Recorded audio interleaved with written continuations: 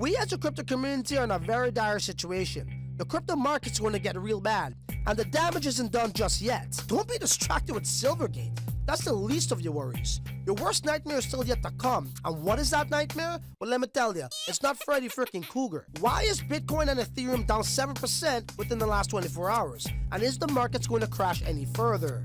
Well, we got all those answers to those questions in this very video. Also, do you think when Satoshi Nakamoto launched Bitcoin in 2008, do you think he said, oh, well, I want to do this so banks can lend it out to other corrupt institutions like FTX or to individuals like yourself and myself? No!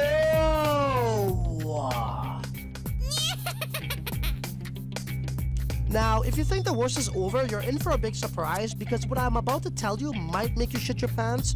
So if you're watching on your phone and before I break that news to you, I'll give you a few seconds to go sit on the toilet. Francis Dune, Uncensored. The cryptocurrency market took a significant hit on March 10, 2023 as billions of dollars in value were lost in mere hours. Bitcoin and Ethereum both saw a drop of 7% each in the past 12 hours. The market downturn has been attributed to a combination of negative news that hit the market simultaneously, which we will cover very shortly. But first, one of the biggest losers were Huobi token, ticker HT, which suffered a sudden 90% loss in value due to a series of leveraged liquidations by some users. Despite this significant drop, Justin's son, aka Justin Schill, the founder of Tron, maintained that such fluctuations were normal, which I have to say I agree with. If you think a sudden drop in Bitcoin and Ethereum to 7% is abnormal, then you must be new to the space or you just don't spend much time in it. This is normally more times out of 10 due to attacks in the industry that tries to hinder the markets. Like when we look back in 2017, we had exchanges in South Korea like BitHump and Upbit that were rated for no apparent reason. Why? Because those just exchanges had the highest volume at the time and they needed to hinder the market by raiding it and sending out FUD news. This is what these guys always do. And even during those times, Bitcoin was once regarded as a currency used to facilitate terrorist activity. So yeah, this is pretty much normal bear market shit, man. In other news, Hedera Hashgraph, ticker HBAR, a decentralized proof-of-stake ledger, suspended its network services, citing network irregularities, which fueled rumors of a possible hack. The platform has yet to comment on the issue, and to rub salt in the wound, a lawsuit filed by the New York attorney, Ethereum, has been marked as a security, marking the first time a major cryptocurrency has labeled as such in public documents. This could set a precedent that could potentially harm the cryptocurrency industry in the very near future. Do you think this is a coincidence? Do you believe that all the stars are going to align in the sky for you? Do you think that all the traffic lights are going to all of a sudden turn green for you? No, because there's no such thing as a coincidence. This actually screams and looks like to me this is a coordinated attack. Why? Well, when we look at the Bitcoin markets, what happened? Last week, we hit around $25,000, and we've seen the notion of Bitcoin ordinals adding value to Bitcoin, giving it a new utility. We started to get some steam. We started to go up in value, and sure enough, this news had to come and break loose. They had to disrupt the market. The goal is to hinder the growth of crypto and Bitcoin's adoption, and this is what they do very well. And guess what? We didn't even get to the worst news as yet. Now, this is a very serious piece of news, but it's kind of funny at the same time, which involves KuCoin exchange. New York attorney General Letitia James has filed a lawsuit against KuCoin for falsely representing itself as an exchange and failing to register as a securities and commodities broker-dealer. Now, the Office of the Attorney General was actually able to buy and sell cryptocurrencies on KuCoin in New York, even though the company is not registered in the state. Through this enforcement action, Attorney General James seeks to stop KuCoin from operating in New York and to block access to its website until it complies with its law. KuCoin is a virtual currency and trading platform that allows investors to buy and sell cryptocurrency through its exchange on its platform. KuCoin investors can buy and sell popular virtual currencies, which are deemed securities and commodities by the ideologues who label them so. KuCoin also sells unregistered securities in the eyes of the US government in form of KuCoin Earn, which is its lending and staking product.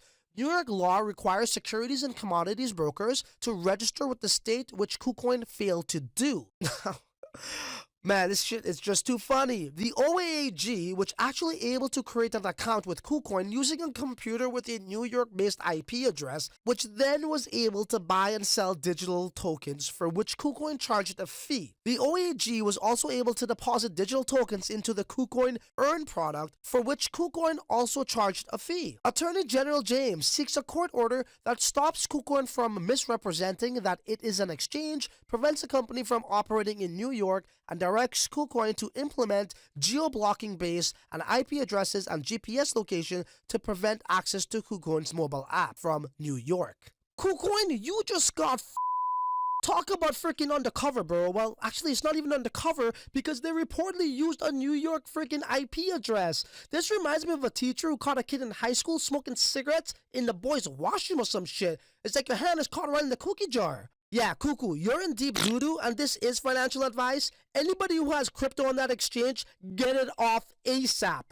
Moving on to Silvergate Bank, who on March 9th officially announced its closure due to a bank run triggered by regulatory concerns over whether its payments network had facilitated thousands of customer transfers from FTX to Alameda Research accounts, which was the true catalyst for the dump in the markets yesterday. Silvergate Bank has quickly become a leader in providing banking services to the digital currency industry. They have developed a proprietary payments platform called the Silvergate Exchange Network, also known as SEN, that allows customers to transfer funds between their Silvergate accounts and accounts at other digital currency exchanges.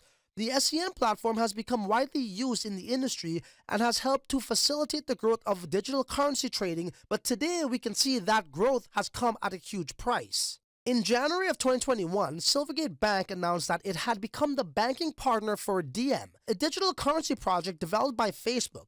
This partnership will allow Silvergate Bank to provide financial services to companies that are building applications on Diem platform. This is the problem in crypto, ladies and gentlemen, boys and girls who are watching. For all of the dudes during the last bear market who said, we need banks to come into crypto to inject mass adoption, or we need institutions to adopt crypto to make it a healthy space. Well, there you go. This is the result of exactly that. Now, when you have third parties coming into this space, what are they going to do? Well, third parties do what they do best, just like they do in the traditional world. They corrupt the damn space and they get away with it. You think yourself or myself was to commit these crimes? Do you think we'll get bailed out? No. Why? Because the laws are meant to protect the people who create the laws, not the people in that freaking economy, guys. Now, also, do you think when Satoshi Nakamoto launched Bitcoin in 2008, do you think he said, oh, well, I want to do this so banks could lend it out to other corrupt institutions like FTX or to individuals like yourself and myself? No! If you want a true decentralized peer-to-peer electronic cash system, well, you need to remove banks, you need to remove institutions entirely to have this space flourish, to grow, and to be where it should have been years ago before these guys got into this industry. History has shown us many times over that when you have a person, any human being, in control, greed always gets the best of them and the entire system, empire, or economy crumbles. Oh, and the fun don't stop there. It actually gets better because President Biden also added to the negative news by proposing a 30% tax on crypto mining electricity usage regardless of ownership and rental as part of the budget plan to reduce environmental impact and mining activity. And in addition to that, Silicon Valley Bank saw a 60% plunge after selling off its bond portfolio worth $21 billion. The bank's role in the startup industry is comparable to Lehman Brothers, and its implosion is a significant blow to the economy, which also had an impact in the crypto industry.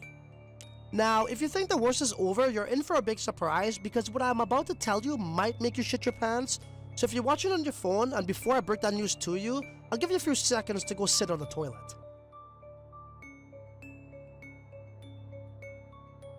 A Bitcoin wallet associated with funds seized from the Silk Road Darknet marketplace has recently moved $1 billion worth of Bitcoin. According to on-chain data, the wallet transferred 39,174 Bitcoin to two newly created wallets and 9,825 Bitcoin to a wallet that allegedly belongs to Coinbase. This event has sparked speculation that the US Department of Justice may be seeking to sell some of the seized bitcoins, but there is no such evidence to support this claim. The seized funds were originally confiscated from a gentleman named James Zong, who exploited the Silk Road Marketplace's withdrawal mechanism back in 2012 to obtain a sum of 50,676 bitcoin, which is equivalent to $1.12 billion at the time of the seizure. The US government is believed to own the wallet from which the funds were moved, which contains a little over 825 BTC after the transfer. The first two wallets that received a total of 39,174 bitcoin were recently created, but the third wallet with the address starting in 367Y0 is reported to be owned by Coinbase. According to on-chain security firm PeckShield, Bitcoin on-chain analytics firm Glassnode, and on-chain analytics firm Look On-chain also confirmed these findings. However, the ownership of this wallet has not been independently verified by Crypto Briefing. Despite rumors of a potential sale of the seized bitcoins, the US government has historically chosen to liquidate its Bitcoin holdings through public auctions. Therefore, most so-called experts on mainstream media claims it seems unlikely that the recent transfer is indicative of a sell-off strategy through Coinbase's exchange. All in all I know is Coinbase, USDC, and the American government, they've been sleeping in bed together for the past few years. It's like a threesome or a menage a trois or some shit. For example, when Tornado Cash was taken down, the government ordered transactions that were used via USDC. Those wallets were demanded to be frozen, which USDC immediately did. Those other stablecoin issuers did not march to the beat of the American government and did say that how they do value people's and users' privacy. I personally don't trust Coinbase, USDC, and the world's governments. They have lost my faith, and to know that this Bitcoin is in the hands of those people and entities is not really a good thing. I would just say this, boys and girls, just be on the close watch because things could get much uglier than what it is right now. And do keep it locked and loaded on Francis Dune Uncensored because we will be following the further developments of this story. So you know what? There really much left to say other than, till the next video, you're on your own. Later. Francis Dune Uncensored.